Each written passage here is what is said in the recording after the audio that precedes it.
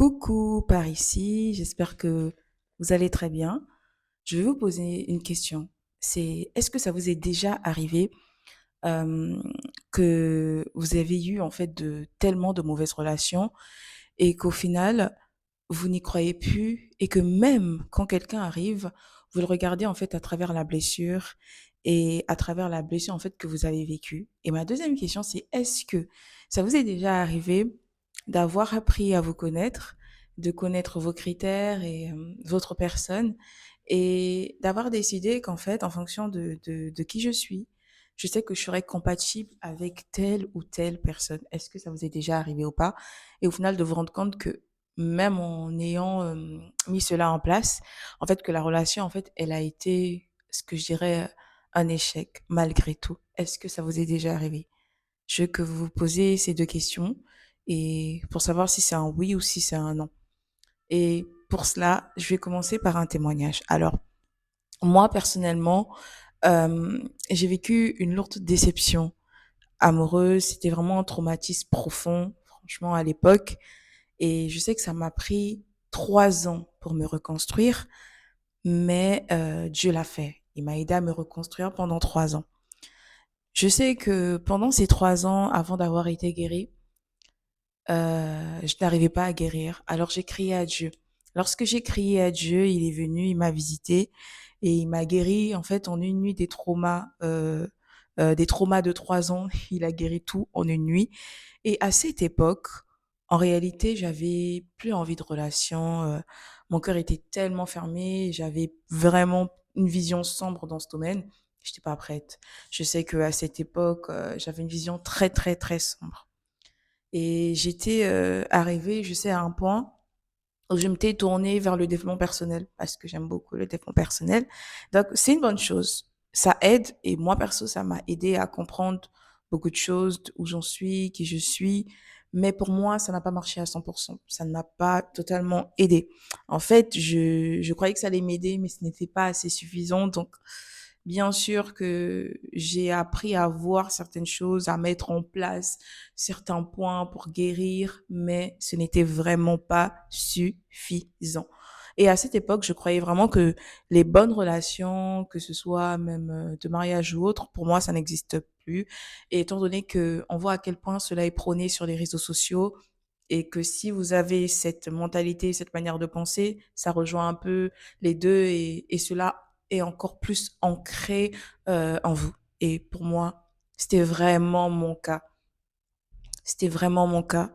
Jusqu'à ce que Dieu me trouve, jusqu'à ce que je crie à Dieu avec sincérité en disant j'ai tout essayé, hey, je sais pas quoi faire, mais viens m'aider. Et il a fait quoi. Il m'a visité en une nuit, il a guéri des traumas. Je sais que le lendemain, quand il m'a visité, les choses étaient tellement différentes, j'étais tellement en paix, j'étais tellement bien. Je sentais un poids en moi en fait qui a été enlevé malgré les casseroles en fait que les blessures avaient laissé. J'ai vraiment senti cette paix là et il a fait quoi. Comme Dieu est fort, il a fait. Et après cette guérison, il fallait que Dieu échange ma vision. Bien sûr, il m'avait guéri, mais il avait besoin de changer ma vision parce que je n'avais pas une autre vision à part ce que j'avais vécu, à part ce que j'avais vu. Ma vision, elle était un peu sombre. Donc, pour changer ma vision, ce qu'il va faire, c'est que la première fois, il me visite et là, il me dit, mais tu sais, Merveille, tu sais que en fait, les mariages heureux, ils existent vraiment. Et là, il me détaille une situation, tu vois ci, tu vois ça, vraiment Merveille. Les mariages heureux ou les relations, des bonnes relations existent vraiment, même si parfois c'est pas 100% parfait, mais vraiment, ma fille, ça existe. Et là, je me lève le matin, je me dis, tiens, en fait, c'est possible. En fait, c'est vrai, tu viens me la montrer, donc ça existe. Et j'ai dit, OK, Seigneur. Et là, il avait déconstruit une vision qui était ancrée en moi. Ensuite, la deuxième fois, il vient encore. Et là, il me parle. Il me dit, vu que j'avais choisi une certaine manière de faire le choix avec les gens, j'aimais avoir ma petite liste, de voir un peu, d'observer, que ce soit les personnes, que ce soit même en amitié ou autre, ou même en relation. Et là, la deuxième fois, il vient, il me visite, il me dit, Merveille, on ne choisit pas seulement par compatibilité. On ne choisit pas seulement par critères comme ce que tu te dis peut-être, tu vas te faire une liste, tu vas voir ton caractère, tu vas voir qui tu es, etc., certains points et voir que, ok, tel caractère ou telle personne est compatible avec moi, ça veut dire qu'on peut bien s'entendre. Imaginons merveille, ça se passe pas toujours comme ça. En réalité, c'est moi qui réunis deux personnes et c'est moi qui le fais. Je me suis levée ce matin, tous les petits papiers, toutes mes petites listes que j'avais établies, j'ai dit, OK, d'accord, Seigneur, j'ai compris. Et là, vraiment, il a dû reconstruire et ma vision dans ce domaine a tellement changé à ce moment-là. Et là, j'ai compris, mais tiens, on peut mettre tout en place pour que les choses soient parfaites, de bien choisir, d'avoir une liste, de voir qui est compatible avec nous ou autre et et que en fait c'est possible quoi, avec Dieu c'est possible quoi, tu vois. Et j'ai dit mon Dieu, gloire à Dieu. En fait, à qui je parle? Je vais m'appuyer plus ici, c'est à qui je parle lorsque je vous partage mon témoignage où je suis en train de me dévoiler aujourd'hui à travers vous comme ça. À qui je parle? En fait, je parle à ceux qui ont énormément souffert en amour. Ça n'a pas été de votre faute, hein, mais vous l'avez vécu, c'était dur, c'était rude, ce n'était pas facile. Je m'adresse aussi à toutes les personnes qui ont des dégoûts, en fait, des relations. C'est vraiment pas de votre faute et je vous comprends tellement comment ça a dû être dur et que ça a dû être horrible. Et je m'adresse aussi à ceux qui ont fermé leur cœur, qui ont un cœur fermé aujourd'hui et qui se limitent à travers ça. Ce n'est pas de votre faute. C'est normal de fermer votre cœur aujourd'hui, c'est pour vous protéger parce que vous êtes une personne incroyable et votre cœur mérite d'être protégé correctement. Je m'adresse aussi à ceux qui ont perdu l'espoir, à toutes les personnes qui ont laissé les anciennes relations, les briser, les casser, et à toutes les personnes qui sont influencées par les réseaux et qui disent que les vraies relations, que même un vrai amour ou de vraies personnes n'existent plus. Mon message et surtout cette vidéo s'adresse plus principalement à vous. Comme je le dis, ce n'est pas pour tout le monde, mais c'est principalement pour vous. Et j'aimerais beaucoup vous poser une question. Si vous croyez en Dieu, parce que je parle aux gens qui croient en Dieu, si vous croyez en Dieu et que vous dites que Dieu peut tout faire dans tous les domaines, que vous le déclarez, Dieu peut faire dans les finances, que Dieu peut faire dans le travail, que Dieu peut faire dans la maladie, que Dieu peut faire dans tous les domaines, que Jésus peut tout faire. Et que même dernièrement, vous avez vécu un miracle, vous avez même un témoignage avec vous, vous dites en fait que Dieu est tellement capable de tout. Alors ma question, c'est pourquoi pensez-vous qu'il ne peut pas agir dans ce domaine-là plus particulièrement? Telle est ma question. Je veux que vous puissiez vous poser une question, c'est pourquoi pensez-vous qu'il ne peut pas agir dans les relations? Je me répète, si vous pensez autant que Dieu est grand et puissant, pourquoi pensez-vous qu'il ne peut pas agir dans les relations? Pourquoi? Juste une minute. Posez-vous cette question. Pourquoi le pensez-vous alors que vous pensez que Dieu est grand et que Dieu peut tout? On continue. J'aimerais lire quelque chose. Le verset qui dit que Dieu dit qu'il va faire une chose nouvelle sur le point d'arriver. Il ouvrira un chemin et des fleuves dans la solitude. Qu'est-ce que c'est le désert? Ici, le désert, quand on lit ce verset, le désert, c'est un cœur blessé dans cette situation. Dans cette situation, c'est un cœur qui est sec, c'est un cœur qui est douloureux. C'est un cœur qui est fissuré. Et à travers ce verset, dans cette situation, Dieu veut y mettre un chemin dans ce cœur-là. Et il veut aussi déposer des fleuves dans la solitude. Il veut remplir cette solitude. Qu'est-ce que je veux dire par là? Vous allez me dire qu'est-ce qu'elle est en train de dire, mais qu'est-ce que je veux dire par là? Je veux dire que Dieu veut vouloir faire quelque chose de nouveau dans ta vie. Il veut vouloir faire quelque chose de neuf que tu n'as pas vu. Il veut pouvoir restaurer ton cœur. Il veut pouvoir te faire vivre quelque chose que tu n'as pas vécu. Il veut pouvoir changer ta vision et déconstruire cette vision sombre qui a été bâtie par les blessures, par les relations, par la méchanceté. Et il veut aussi pouvoir te préparer un autre chemin que celui que tu as vécu afin que tu puisses l'expérimenter et qu'au moment où tu le verras, tu te diras même, c'est possible. Tu te diras même que je t'ai vu, Seigneur, et là, tu l'as fait, Seigneur. Et Dieu veut pouvoir faire ça dans ton désert ici qui est ton cœur brisé. Dieu veut pouvoir le faire. Et il veut pouvoir le faire. Et pour ça, il veut simplement que tu sois prête à le faire. Parce que, vous savez, généralement, on se ferme nous-mêmes et on n'a pas la capacité, en fait, de toucher ou de goûter ce que Dieu a réellement prévu pour nous. J'aimerais parler aussi d'un sujet, c'est que dans ce genre de cas, c'est toujours important d'avoir la patience et le discernement. C'est que parfois, on est tellement pressé, vous savez, on est tellement pressé, on veut vite rencontrer des personnes, on veut vite que la solitude soit comblée et c'est ça notre motif et qui n'est pas bon. Et lorsqu'on est tellement pressé, c'est qu'on veut créer un chemin. Et généralement, quand on se met à créer un chemin par nous-mêmes, bah, ça crée en fait des relations désorientées, ça crée des relations où Dieu n'est pas là, ça crée des relations chaotiques et ça crée des relations qui laissent en vous des blessures que vous n'avez même pas demandées. Je vous donne un exemple. L'exemple, ça peut être que là, vous êtes tellement fatigué que vous voulez vite combler ce vide, vous voulez vite trouver des personnes parce que vous avez vécu peut-être des relations difficiles et qu'aujourd'hui vous voulez pouvoir changer les choses. Vous allez vous précipiter sans prière oui, et sans même observation. Donc, un beau chevalier va arriver devant vous et là, vous lancez sans prière. Et là, vous lancez sans observation, sans avoir pris le temps d'étudier, sans avoir pris le temps d'observer au moins, hein. Et vous vous dites, vous lancez comme ça et dans le vide. Et là, on a des relations qui ne sont pas très bonnes. Oui, et là, on a des relations, on se dit, ah, si je savais, ah, si je savais.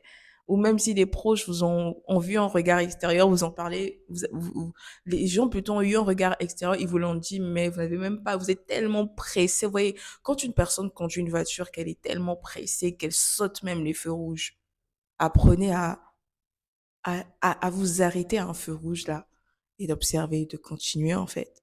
C'est toujours important parce que j'estime que les relations, ça peut avoir un impact sur nous, soit nous construire, soit nous détruire, soit nous élever, soit nous abattre.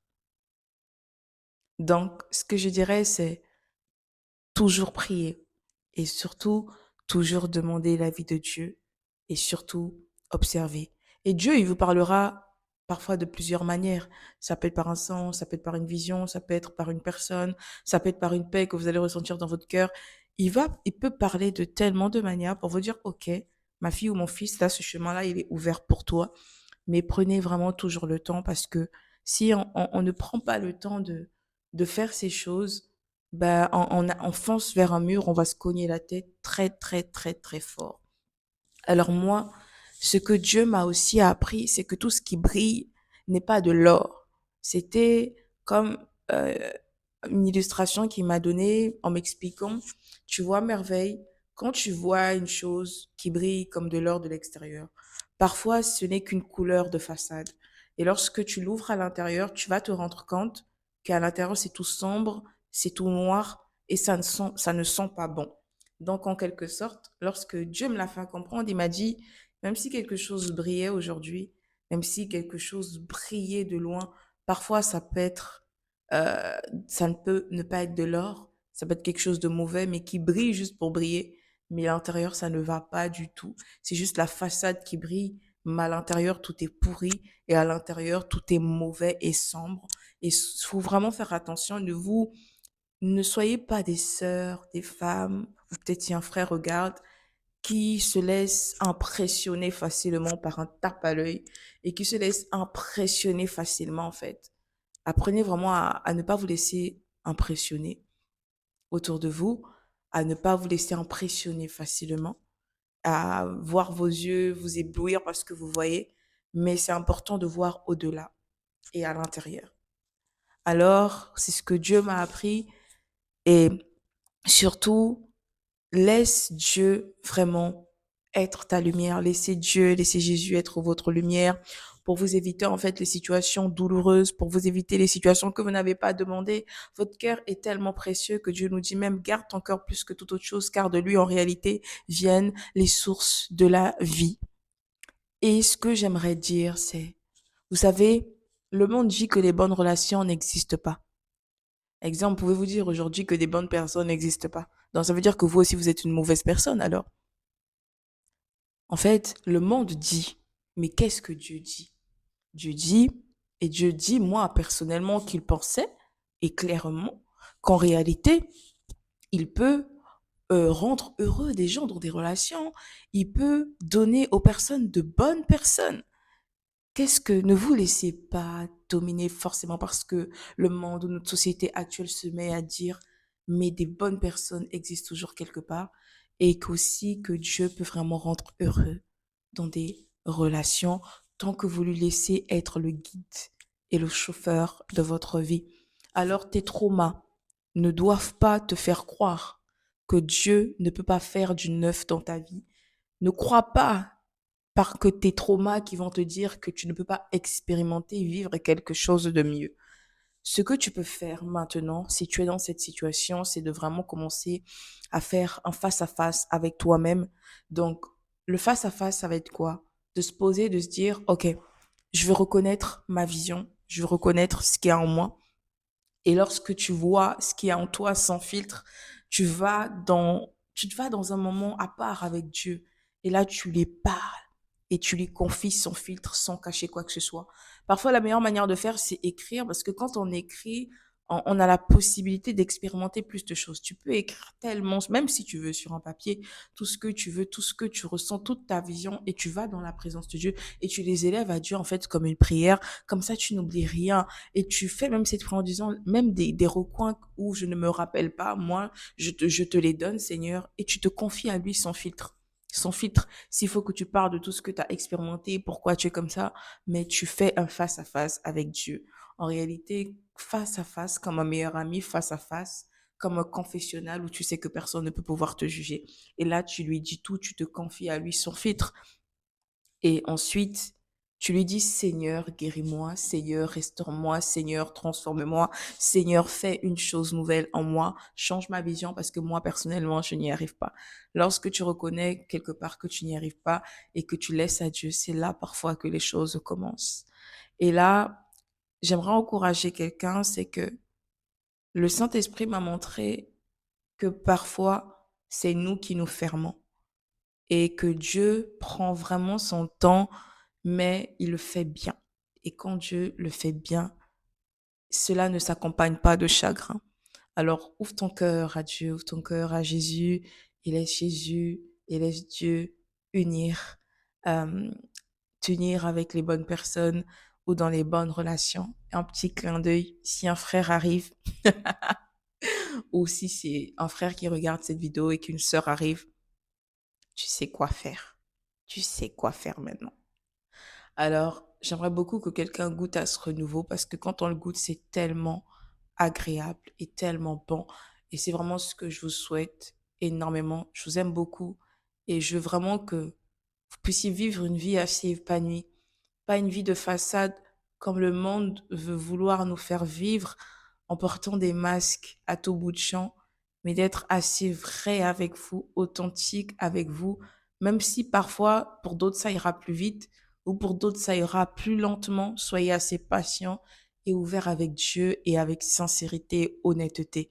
C'est ce que je voudrais vous partager par mon témoignage et parce que le Saint-Esprit m'a appris en espérant que ça pourra aider, inspirer, soutenir, ouvrir les yeux à une personne parce que Dieu peut le faire si vous laissez le faire et il peut toucher même des recoins que même vous n'imaginez pas. Et je me rappelle toujours qu'il y a des coins ou des recoins en moi où je me disais, j'ai pas besoin d'aide, mais Dieu est venu, il a fallu que je lui avais même pas demandé, mais mon cœur, il était juste ouvert à lui, en fait. Et c'est ce que je vous souhaite. Alors, demandez vraiment à Dieu la guérison, la restauration et surtout une nouvelle vision.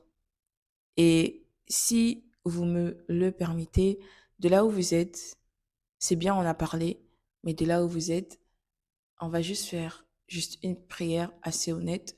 Pas besoin qu'elle soit parfaite ni que les mots soient parfaits, mais que Dieu vous localise dans votre douleur. Alors, on va prier ensemble, même pendant quelques instants. Alors, Seigneur, te disant merci. Tu nous vois tellement, tu nous connais tellement.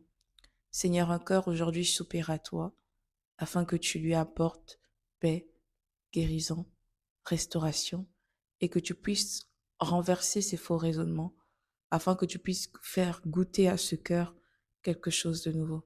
Ne comptons pas sur nous, nous comptons sur toi, toi qui fais au-delà de ce que nous pouvons imaginer. Nous t'offrons notre cœur et nous sommes ouverts et prêts à cela. Merci encore Seigneur, car nous savons que si toi tu es la lumière du monde et toi qui éclaires notre chemin, nous ne pouvons pas nous inquiéter, car tu prends tellement soin de nous. Nous t'aimons, nous t'adorons et nous te chérissons. Localise-nous au nom puissant de Jésus. Amen. Que Dieu vous bénisse et que Dieu vous étonne. Et j'aimerais conclure par une chose, c'est ne te laisse pas influencer par tes mauvaises expériences. Car tes mauvaises expériences plutôt ne seront pas le seul témoignage de toute ta vie. Yes. Ça ne sera pas le seul témoignage de toute ta vie. C'est pas tous les jours que tu vas vivre des mauvaises expériences. Dieu veut pouvoir te faire goûter au-delà. Alors, ne laisse pas le monde définir ta vision, mais laisse Dieu définir ta vision. Même ne laisse pas moi, qui que ce soit, mais laisse Dieu définir ta vision. Et Dieu peut faire pour toi encore plus ce qu'il a fait pour moi. Et que Dieu puisse te faire expérimenter au-delà parce qu'il est tellement bon. Raison pour laquelle je dirais toujours, expérimentez-le et non juste parler de lui et non juste croire, mais demander à expérimenter. Que Dieu vous bénisse et je vous souhaite de bonnes fêtes et on se dit peut-être à l'année prochaine. Bisous.